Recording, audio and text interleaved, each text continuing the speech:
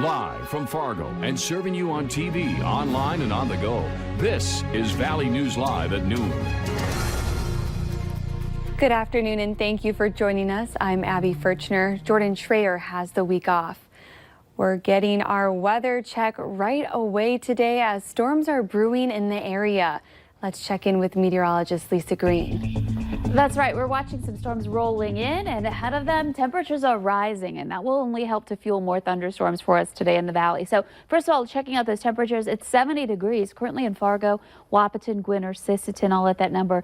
Not all that warm for this time of year, but still we are warming things up, and you can see where the clouds are. Devil's Lake at 53 degrees. That's where we've had some ongoing rain.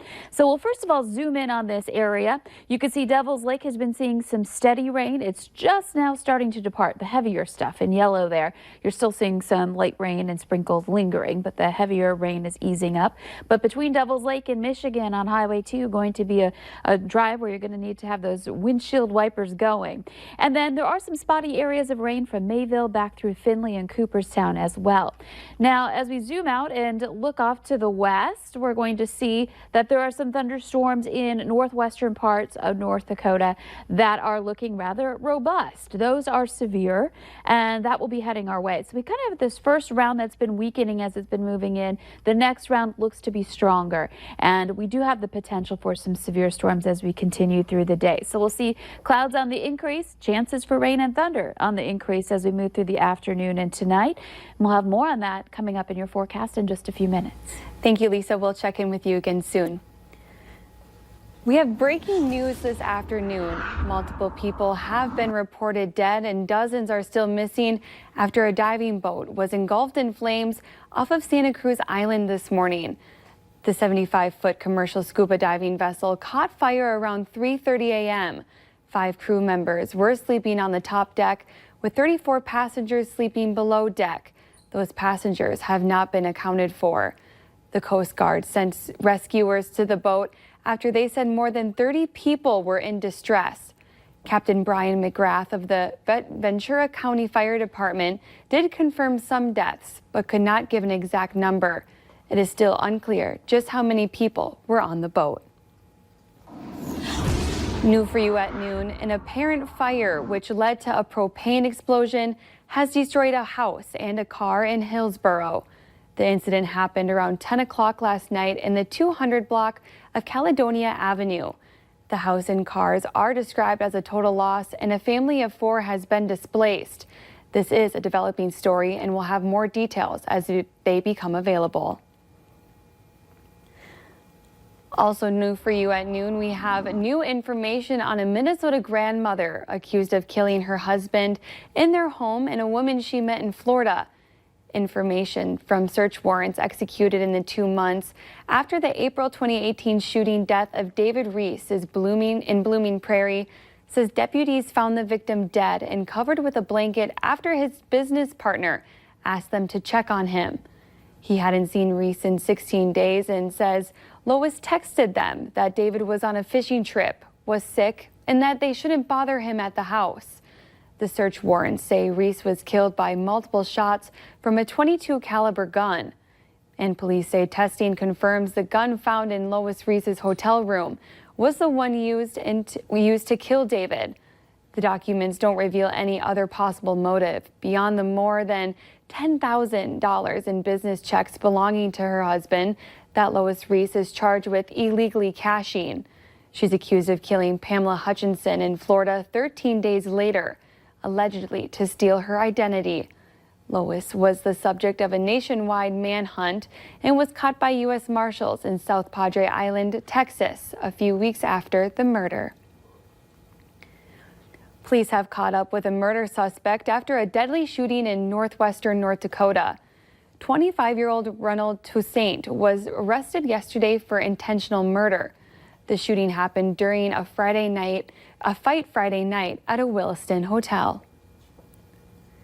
A teenager is being treated for serious injuries after being thrown from an ATV. The Otter Tail Sheriff's Department says 2 girls were riding on a field road just south of Parker's Prairie Saturday afternoon when the 15-year-old driver lost control in a muddy area. Both she and her passenger were thrown from the four-wheeler. Deputies say when they arrived, the driver was not responsive and appeared to have a head injury and broken bones. The passenger wasn't hurt. There were more protests in Hong Kong this morning after a weekend of violent demonstrations earlier today. Police arrested protesters who disrupted the subway system by blocking train doors. And hundreds of students at the Chinese University of Hong Kong held a rally to demand political reform. Remy Insinico is in Hong Kong with more. Thousands of protesters swarmed Hong Kong's airport Sunday in a new effort to shut it down.